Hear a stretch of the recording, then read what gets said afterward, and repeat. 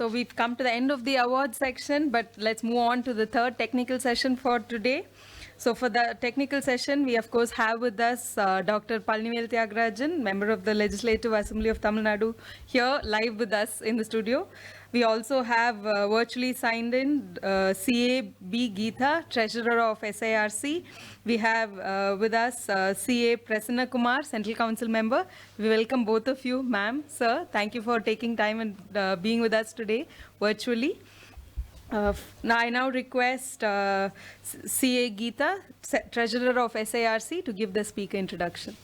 Yeah, happy evening to one and all virtually present here. We all know that finance is lifeblood, and not only for any organization, but also for the country too. So the economy of any country is decided by the performance of its organization, and there cannot be economic development with poor financial system. So the financial system in any country plays a major role in the economic development and the nation building. So the topic to be spoken and the person who is going to take this session, there cannot be an apt combination at this wonderful hour of SIGARAM. It is my obliged privilege to introduce the speaker for the session, endowed with meticulous degrees from the likes of BTech from NIT, MBA from MIT, Massachusetts, Cambridge, MS in Operations and Research, and PhD in Human Factors Engineering, both in State University of New York at Buffalo. He had an illustrious career, friend, as an independent consultant abroad and in playing a key role post-bankruptcy filing in LBFS and LBSFS, having represented US on the ISO committee for ergonomics and worked as a MD in Standard Chartered Bank and in Singapore. He carries with elegance the lethal combination of knowledge and experience, and has also involved himself in philanthropic activities as a trustee in the charitable trust established in memory of his father and grandfather. So I would like to welcome our speaker of the session, our Honorable MLA of Madurai Central Constituency, Dr. Palnivel Tyagarajan sir, to speak about the topic, the role of financial systems in economic development of our country. Thank you. Over to you, MCs. Sir, before you start, we would like to felicitate you, sir.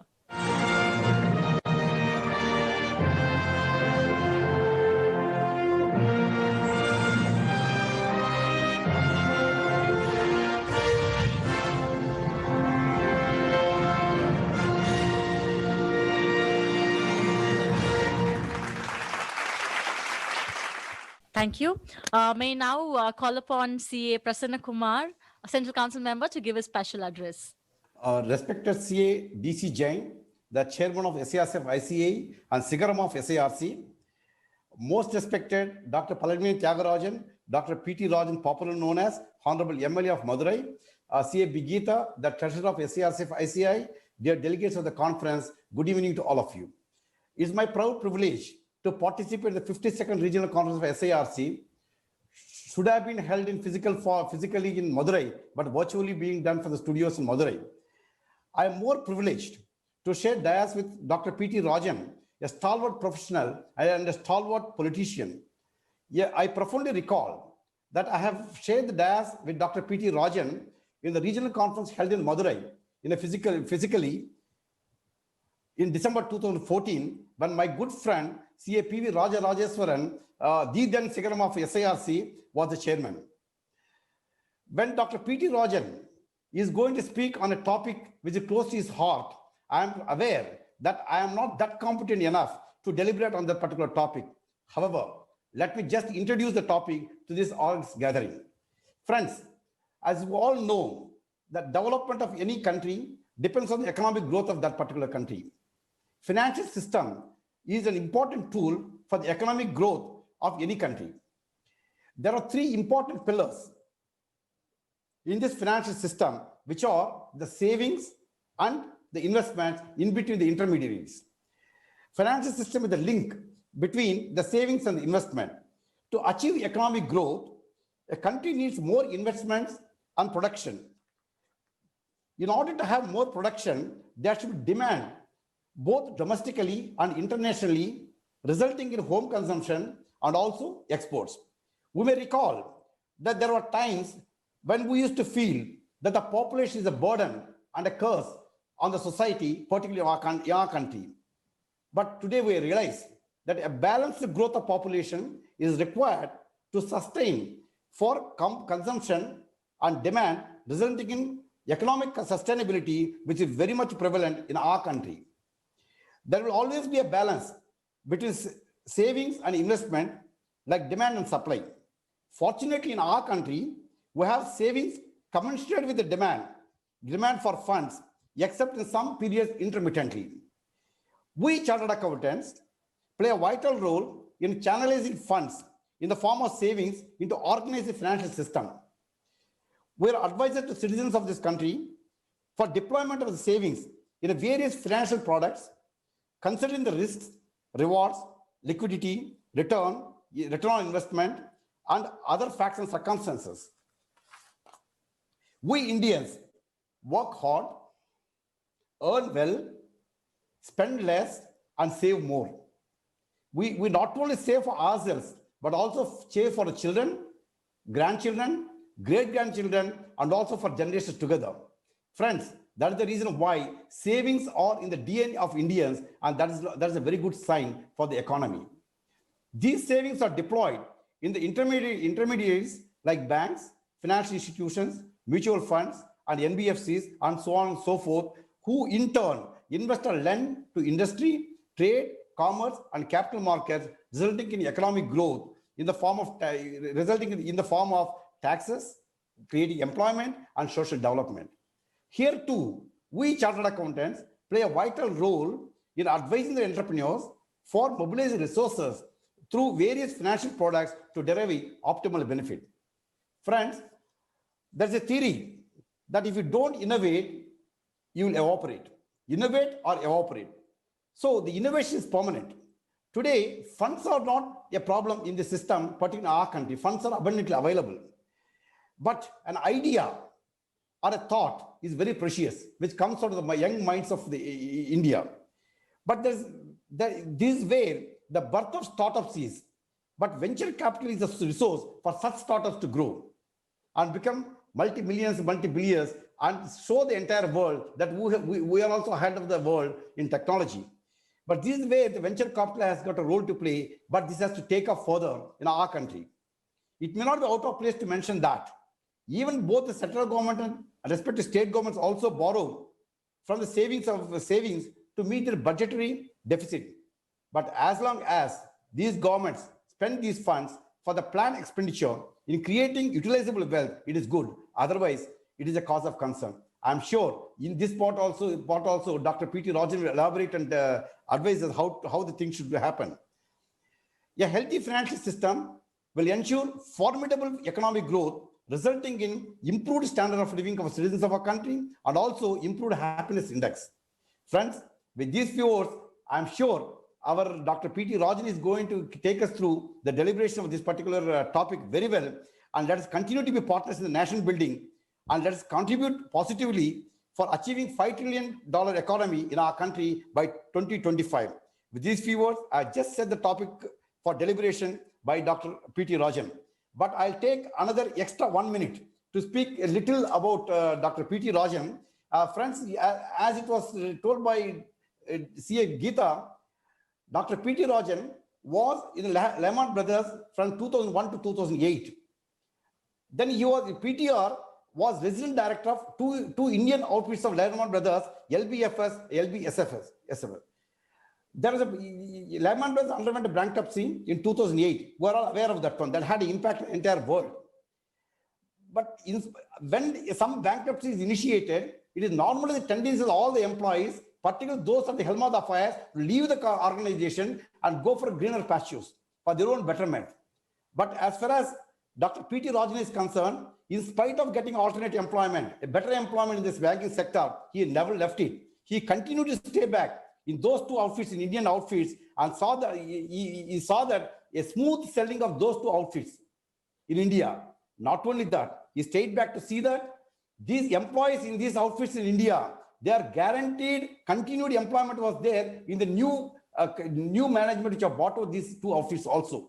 That is the great of this great gentleman. He is the only employee. I repeat, he was the only employee in the organization who stayed through the bankruptcy process and left after everything settled. That is the great of this great personality. I'm sure his presence today, not only in deliberating about this topic, but also giving awards to at the national level and also regional level will go a long way in encouraging our chartered accountants to better perform and involve in national building process. With these words, I thank you once again. Nandri, Dhanyavadamalu, Dhanyavadagalu, Nandi, Jai Hind, Jai ICI. Thank you, CA Prasanna Kumar, sir. Over to you, sir. Let's start the session. Thank you very much, my good friend, CA Prasanna Kumar, for that very gracious introduction. Also to CA B. Geeta. I must first thank CA Jain and CA B.V. Rajarajeswaran for offering me this opportunity to come back and renew an old relationship with the ICAI. I sometimes joke that I come so often I should get honorary membership, though I'm not a qualified chartered accountant. But I also apologize as a public representative, as somebody who has posted wall posters and sent WhatsApp messages to my constituents throughout the COVID crisis, asking them to take safety precautions, wear masks, stay distant, not gather, etc. I would like to set an example. So as long as you can hear me clearly, I would prefer to keep the mask on. If you feel you cannot hear me, I'm happy to take it off. So I apologize for that, but I have this broader role that I have to keep in mind. I want to reminisce a little bit for a few minutes because it's an old friendship and I want to start from the beginning. The first time I had an opportunity to speak to the ICAI was in October of 2014. And in October of 2014, I was asked to give the lecture for the S. Vaidhinath Iyer Memorial. And strangely enough, my topic at that time was called Financial Markets, Structure and Underpinnings, How Efficiency and Inclusion Drive Growth. This was the memory I have of first coming to the ICAI building in Chennai on Nungambakkam High Road, and I gave this lecture when CA Rajarajeswaran was then the chairman of the SIRC. I guess it must have gone reasonably well because they asked me to come back in December and give a lecture again in Madurai in the physical conference when CA Prasanna Kumar, my good friend, was the chair. And if I admit it myself, that was a bit of a disaster of a lecture because I gave a very technical lecture with a lot of slides about the role of accounting policy and the arbitrage between the various accounting standards, the US GAAP, IAS, IFRS, etc., how that actually fueled the global financial crisis, how that led to the parceling of risk across global borders to take advantage of accounting discrepancies or arbitrage. And it was, maybe it was a good lecture or a good talk. It was certainly the wrong audience at the wrong time. So it was right after lunch on a warm afternoon in a tent, and certainly it wasn't the right one. So at that level, I thought this was my last lecture. I won't be called back to the ICAI ever again. And then I guess the next year, out of kindness, I was asked to speak at the Confluence lecture, at the Confluence conference in Mamalapuram. And by coincidence, somebody asked me, oil has now dropped from a kind of 5-year, 7-year stretch in the $100 plus range, and it's dropped to about 55, 60. When will it go back? And I had the good fortune or the good kind of sense to say, I don't think it's going back anytime soon. It's going to stay down in the double digits and it may drop further still. That turned out to be a fortunate prediction.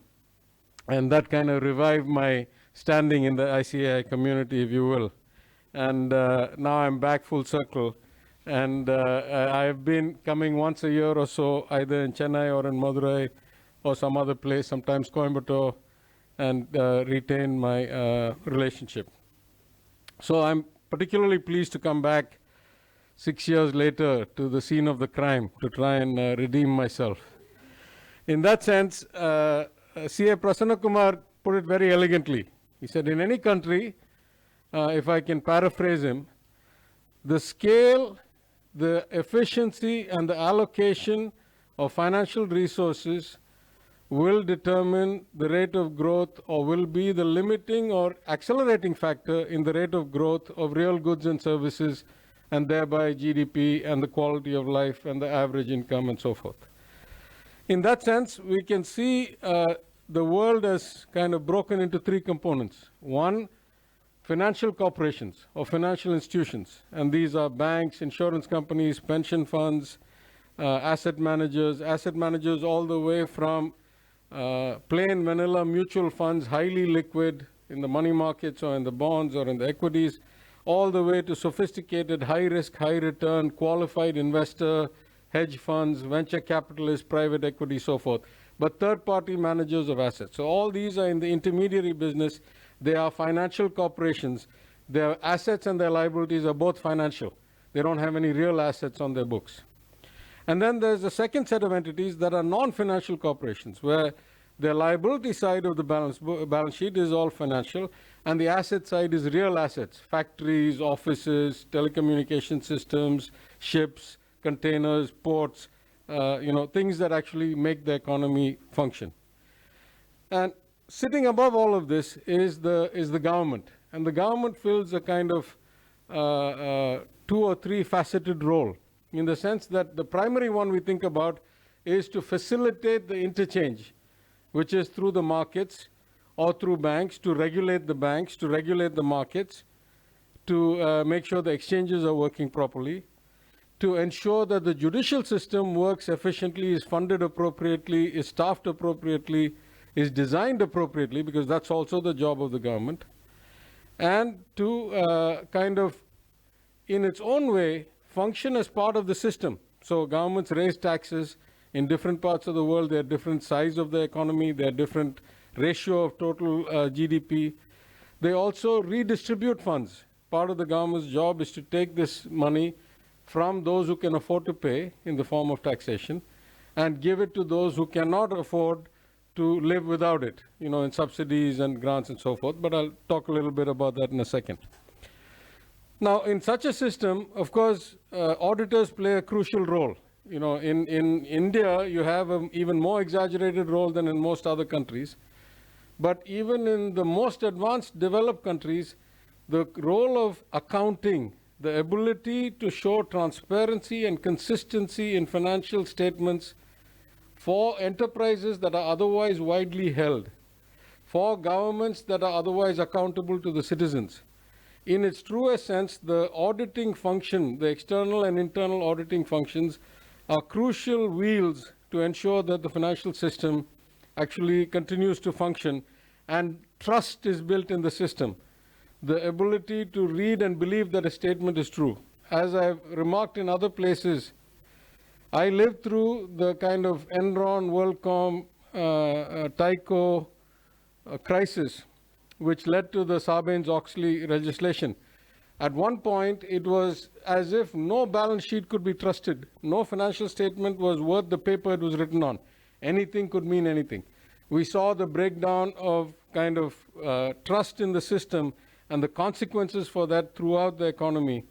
And that led to, of course, legislation forcing people to take accountability. How successful it's been is debatable, but the value of true financial statements is obvious from that crisis. Now, if we look at the various players, some things are obvious. Even in the best of times, banks have a limited role to play. The inherent nature of the banking industry is that their liabilities have an effective duration of 0 or very close to 0. 1 year, 2 years. They are mostly on-demand deposits. Even with the fixed deposit framework and so forth, they are sitting on public funds with a basic liability duration that is so short that they cannot be in the long-term lending business. It is imprudent for a bank to have an average asset duration more than 3 or 4 years, because it completely mismatches the liability duration. In most countries, the equity markets have a limited role except in the best of times.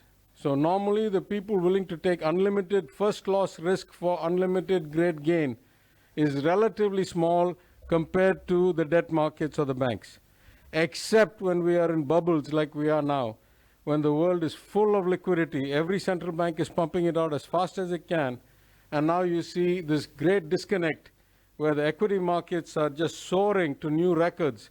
IPOs are pricing in the US and then jumping 100, 150, 200% in a day, like at the height of the dot-com boom going back to the late 90s.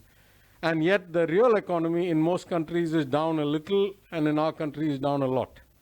So though there are exceptional times like bubbles, and we never know when the bubble is real till it bursts, but most times the equity markets have a limited role to play in the overall scheme of things. The key market, or the key component, the vertical of the financial services and economic kind of system, should be the debt markets. In most advanced countries, market debt, all the way from commercial paper to 30-year bonds, and then the securitized and structured products that come out of mortgages and car loans and student loans and so forth, these are the things that match patient capital, capital that comes out of actuarial needs, out of pension funds, out of insurance funds, to long-term things like building factories, or longer-term things like building roads, building ports, building bridges that may have 20-year, 30-year payback lives. It is this kind of debt market that is really the lifeblood, and we've talked about this many times before. Many Reserve Bank governors have talked about it. Unfortunately, in our country, this debt market is woefully underdeveloped. And we all know why. It is woefully underdeveloped because debt investors require one basic foundation before they will go in a big way, and that is, what happens if the investment fails? So debt markets require a foundation that says there is a timely, transparent, and predictable resolution mechanism with a track record, with precedent, with previous cases that can be interpreted to get speedy resolutions when an investment fails. All investments come with risk, and debt investments come with a kind of mismatch of risk and return. In the best of cases, you're still going to get only the interest rate that was promised. In any other case, you're not going to get your capital back, or at least not all of it back. So debt market investors are pessimists by nature. Their best side case is capped, and what they want is resolution or some certainty about the worst cases. The government has a major role in trying to make this happen, and really, in my opinion, the single biggest barrier to the debt market development today is that the fact that our judicial system is none of those things, is neither transparent, nor efficient, nor timely. And I say this from personal experience and having watched some of these rulings, and I see the structure all the way from the kind of regular courts to the specialist tribunals. And my personal experience as well as my observation is that none of them, the ITAT, the NCLAT, the SAT, none of them function at the level anywhere near what a global standard would be, or what would be a kind of attractor of foreign investment or an attractor of debt investment, internally even. In fact, some of these kind of rulings just leave me scratching my head. I mean, one that's particular to you.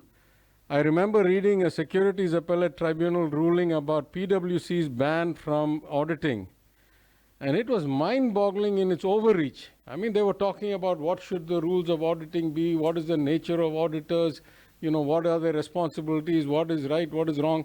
Surely that's what the ICAI is there for. Why is the SAT in the business of trying to define what the role of an auditor should be? Their job is to say whether the securities laws were broken or not broken.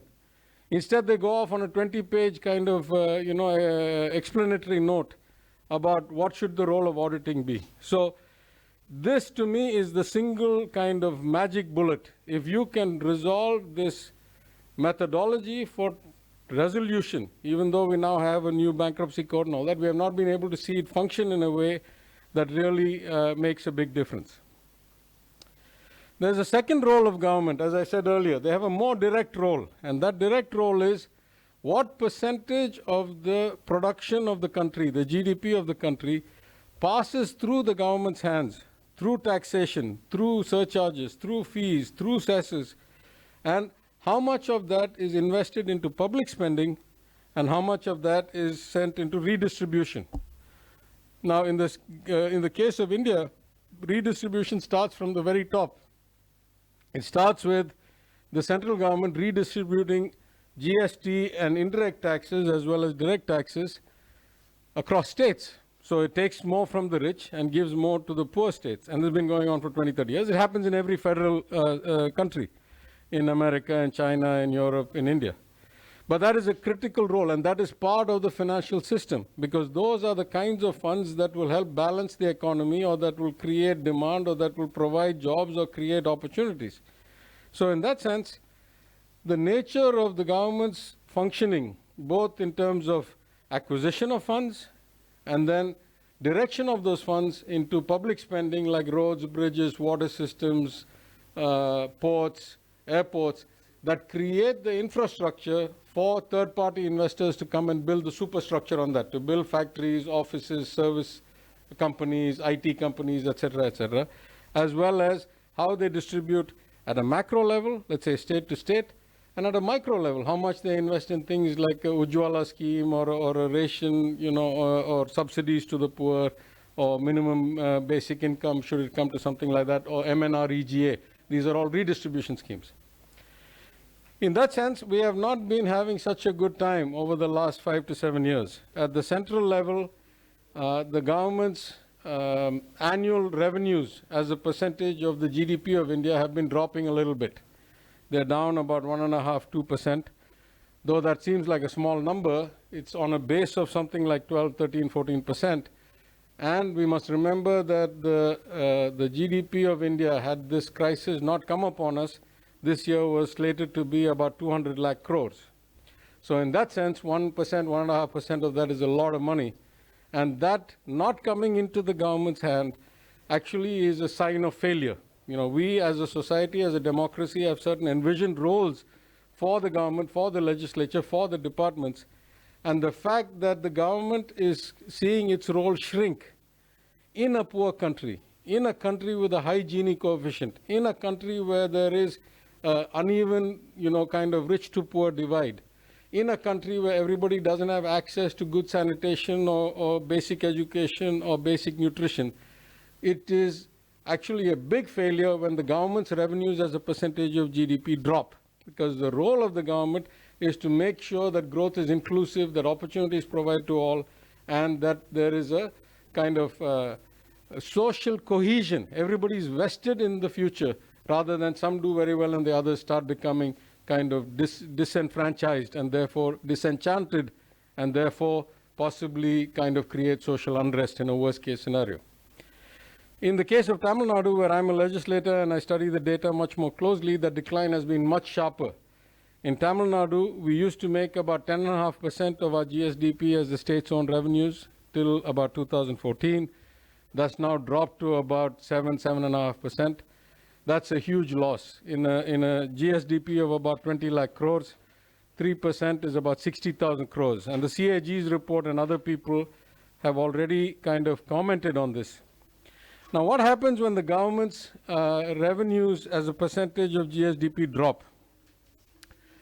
The first thing that happens is that investment goes down. The investment on capital by the government, which is the highest return, highest growth accretive value investment. If I build roads and bridges and ports, investors will come and build factories and offices. If I build drinking water systems, it will improve the productivity of the entire population of that city, and it will shave half an hour or 1 hour of their time spent otherwise collecting water.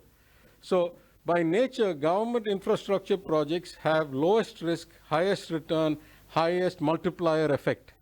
And when the government starts cutting back on those, then you start seeing real consequences. So in Tamil Nadu, for example, we used to spend about 2.5% of our GSDP on capital investment, and that has now come down to about 1.5%, 1.25%, and this year will probably be below 1% because of the crisis.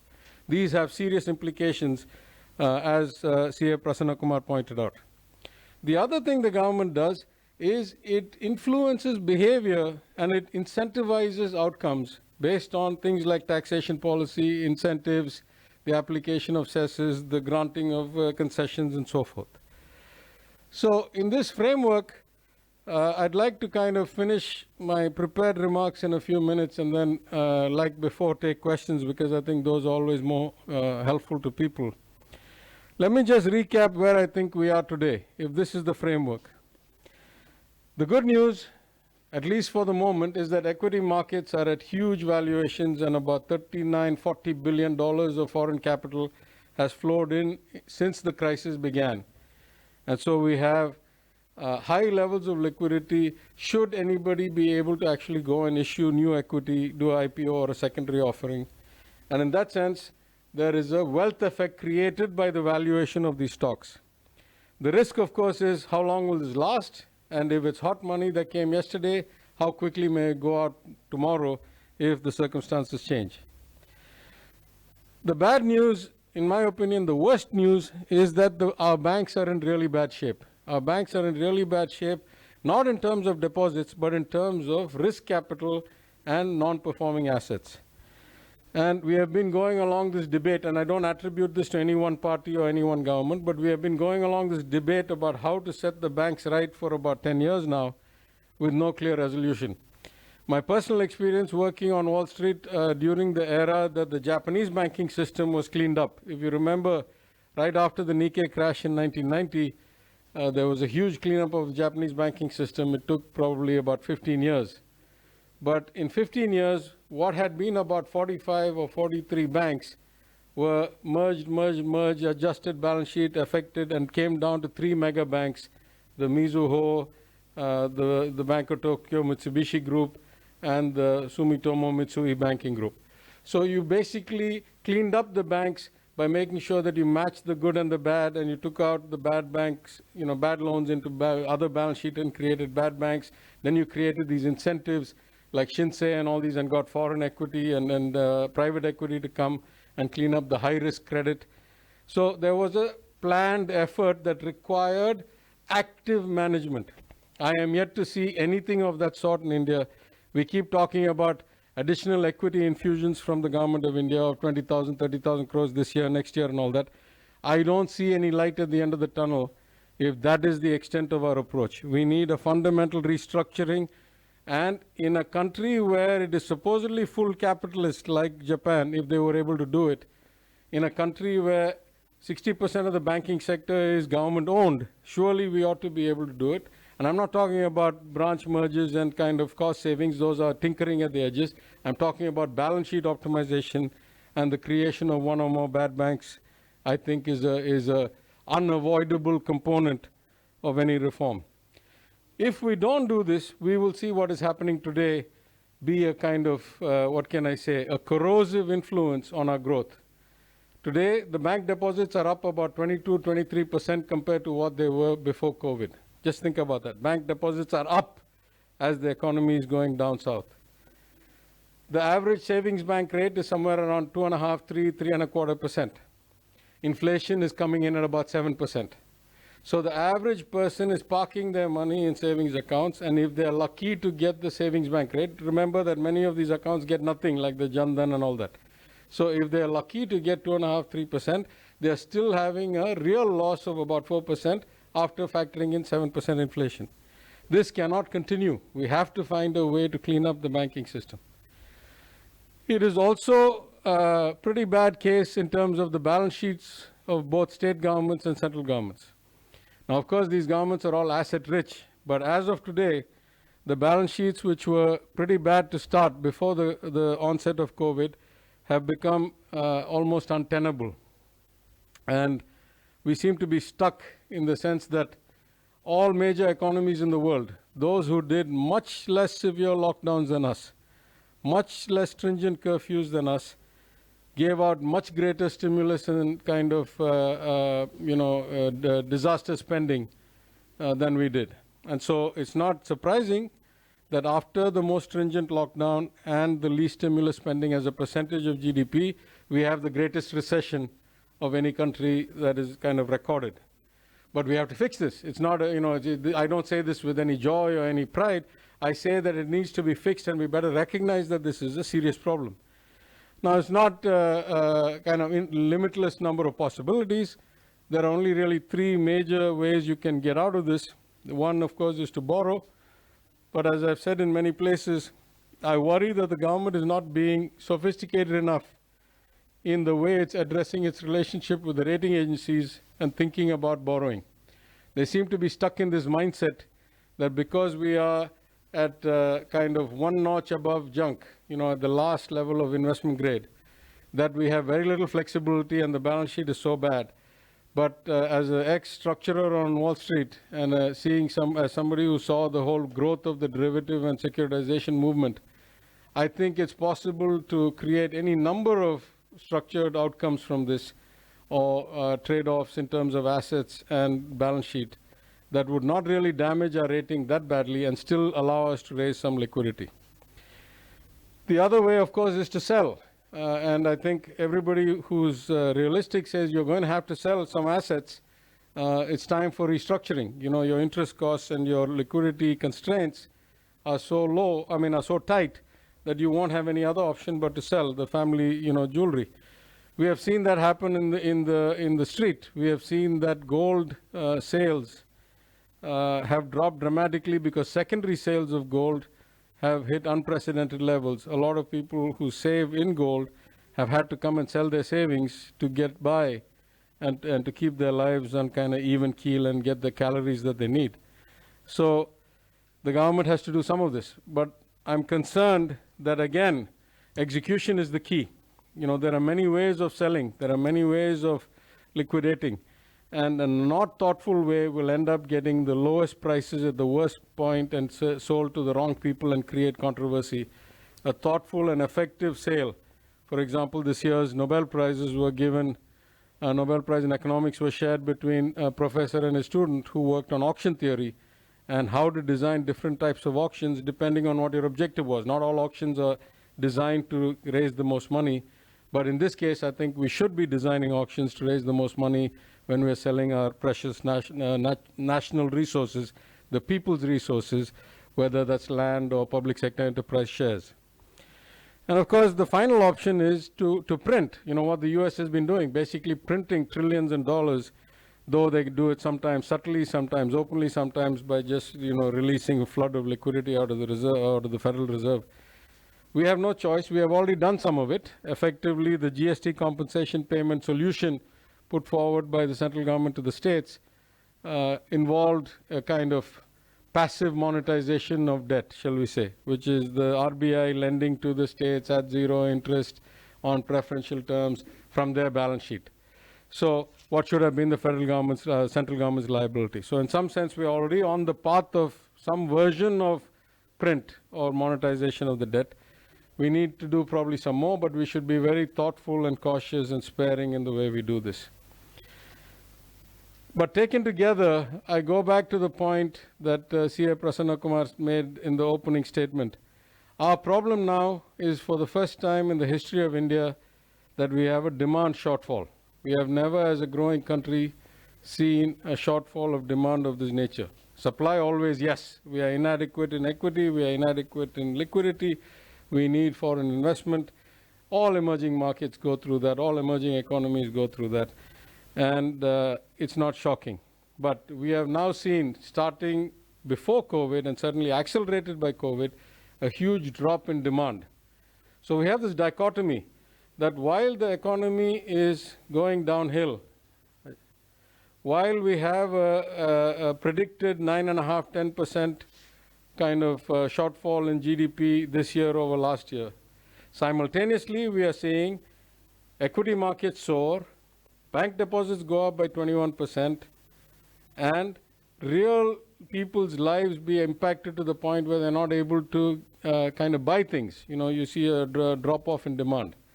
This is a highly unusual and highly kind of volatile situation. And I think there's one more kind of anachronism or a strange outcome.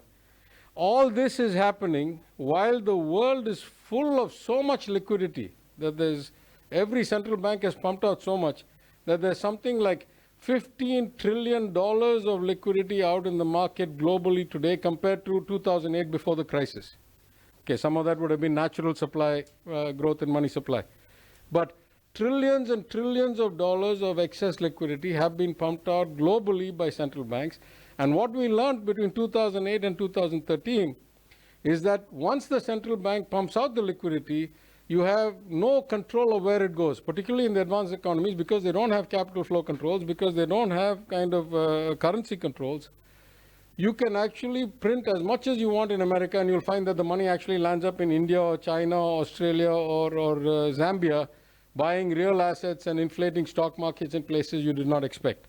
So in a pretty much fungible global capital and liquidity pool, for India to be stuck in this situation where the balance sheet is precarious, so the government is very nervous about its spending, the government is very nervous about its balance sheet, and yet you have the stock markets at record highs, and yet you have bank deposits soaring, and yet you have the real economy sinking and people not being able to buy things. This is not a kind of, what can I say, a divergence that can last for any length of time before we start seeing serious problems in society. And I dare say that the kinds of protests that we're seeing and the kinds of unrest we're seeing multiply, though they are directed at specific laws and specific outcomes. The mood of the nation is reflected in this dichotomy that the haves seem to be getting richer and richer, and the have-nots seem to be getting poorer and poorer. And the government doesn't seem to have a concrete way to kind of break out of this system. So with that, I think I'll conclude my prepared remarks. I hope that has been of some value, despite whether some may agree or not agree, but at least something to think about. And I'm happy to take any questions, because every time I go to one of these conferences, I find the questions are actually more interesting than the prepared remarks. So I'm happy to do that. Thank you, sir. CA Prasanna Kumar, sir, can you put forward your questions for the speaker, please? And many facts have been deliberated. Normally, politicians do not develop on certain things, but he is not a politician in the real sense. What is going on in the country is above that, above par, so you could deal with that one. Sir, you have told about the government borrowings, government deployment of funds and spending, but we would like you to throw some more light on 2-3 points. One is, there's a law governing the borrowings of the government, because there's a cap on the borrowings also. Still there are a lot of borrowing. If you see in volumes, the borrowings of the central government and the state governments are going up year on year. And don't you feel that this too much of borrowing has been given, borrowing powers have been given to the governments? Yeah, you make a very good point, sir. I've made it multiple times in my speeches in the Assembly. There is, as you know, the FRBM Act in Delhi, and then the corresponding acts in the states. For example, in Tamil Nadu, it's called the Financial Responsibility Act 2003. And that has certain kind of conditions. And one of the conditions is that you should run a zero revenue deficit and run no more than a 3% fiscal deficit. The implication being, live within your means, current year spending should be within current year revenue, and borrow up to 3% to invest into the future. Now, I would say that as a growing country and in a country where people's lives are not yet kind of at an advanced stage, that 3% should serve both as a cap and a floor. I've made this point in the Assembly multiple times, that it is irresponsible for a government to not borrow up to 3% of fiscal deficit, because, as I've said earlier, every time the government borrows and invests into capital, into infrastructure, into roads, into ports, into bridges, into hospitals, into drinking water systems, these actually are lowest risk, lowest cost of borrowing to the government, highest return, highest multiplier effect. So on the one hand, we say that it is 3% is both a cap and a floor. But in reality, what has happened, if we take the government of Tamil Nadu, of course, we have borrowed almost close to 3% every year. But we are not borrowing it for investment. We are borrowing it to offset revenue deficits. So our revenue deficits, which were once zero, in fact, we were in surplus for many years. After 2014, our revenue deficits have started going so far south that up to 1.5–2% of the GSDP is the revenue deficit. So we are borrowing for the wrong reasons. If we borrow for the right reasons, it is a great outcome.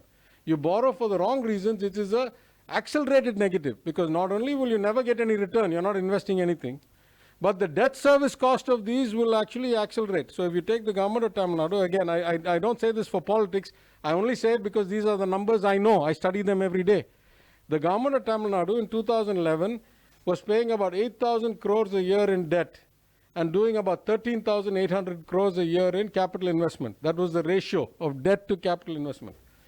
Last year, the government of Tamil Nadu paid 32,500 crores in interest. This year, we will pay 40,000 crores in interest. So the interest costs have gone up 5x.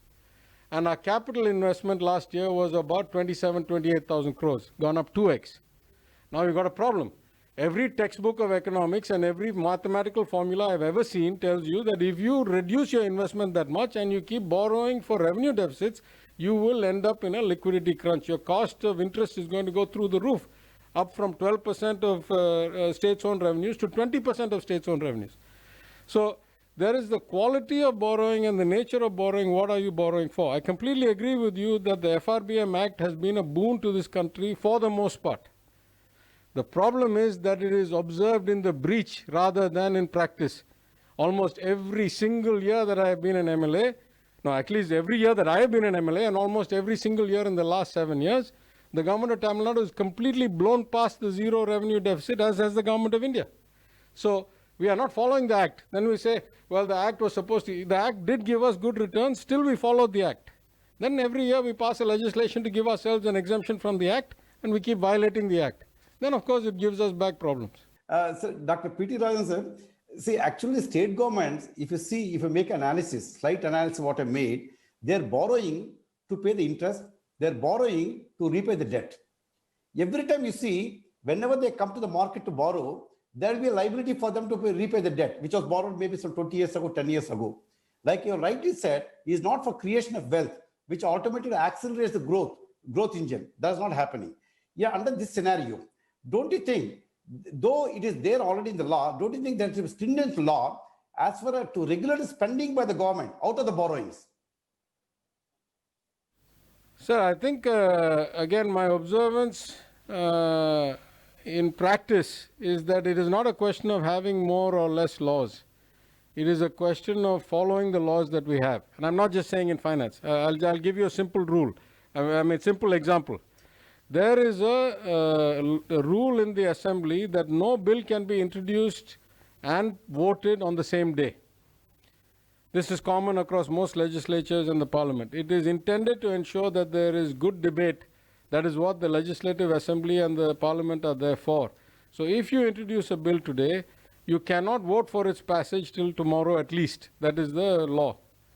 But effectively what happens, you know, on the last day of the assembly, the government will bring 15 or 18 bills. I guarantee you that 210 of the 235 MLAs have never seen that paper before they walk into the house. And they will have the leader of the house stand up and pass a resolution that says we will give an exemption that we can pass all these laws on the same day of the introduction and waive the rule that there should be a 24-hour gap. Then the house passes that resolution. Then they pass all 20 or 18 or 19 bills. So I'm not sure that creating any more laws is actually going to give you any better outcome. It is a question of enforcing and following the existing laws that I think is the lack, the weakness. And, you know, it will take a smarter brain than mine to figure out how we achieve that. But I'm very, very hesitant to say that more law creation will give us better outcomes. Okay. Sir, you have said that governments have got a lot of wealth, a lot of assets. That is the reason, that may be one of the reasons why our rating is also very high. As a passing remark you said. So nowadays, if you see, the wealth of the governments are being diluted, or liquidated, or disinvested for funding the budgetary gap. And there are certain governments, certain state governments, they are selling the land, which is the main asset which is normally government shares the land for the, for establishment of industries or for economic development. But for the funding this budgetary gap, they are selling the land also, which is a hidden asset of the government. Do you think it's a good sign? And what should the governments do? Is it out of compulsion they are doing? Out of their own party priorities they are doing that one? Sir, you may not like my answer, but I'll give it to you anyway. I think there are two ways of looking at this. In a benign way, I say, after all, politicians don't drop from the sky. We get elected by the people. If the politicians are not capable or competent of running the government properly and the people don't hold them accountable, who will I blame? The people elect the government and the people get the government they deserve. The politicians are not coming imported from Zambia or Singapore, where we say, no, we send these people away, we'll get different people. Whoever they are, they're coming from within society.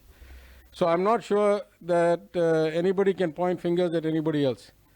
But I'll go the other extreme and I'll say, as I've said many times in the assembly, I say if the cabinet of Tamil Nadu was the board of directors of a public company, they would have not just been fired, they would have been sued for criminal negligence and incompetence, for taking a good entity, a going concern, and making it close to the verge of bankruptcy. So over my decades of banking experience, I have not seen this kind of fiscal incompetence in any entity that continued to live. Of course, companies have gone bankrupt. But going concern should not have such poor fiscal management. That is a shame for the country, unfortunately. Over to MCs. Thank you. Thank you, sir. Thank you, sir. So we would like to thank the speaker, Dr. Palnivel Tyagarajan, member of the Legislative Assembly, for taking time to address this conference this evening and for sharing your valuable and honest perspective.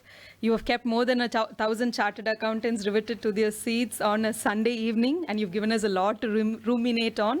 So dare I say you have more than redeemed yourself this evening, sir. All of us, of course, hope the situation of the financial systems of this country and therefore the economic development will also move steadily in the same direction. And we, of course, as different stakeholders in this economy have a challenging scenario to work ahead in, especially after this pandemic. Thank you, sir. Thank you. We now request P.V. Rajarajeshwaran, past chairman of SIRC of ICAI, to give a memento to Dr. Palnivel Tyagarajan and honor him.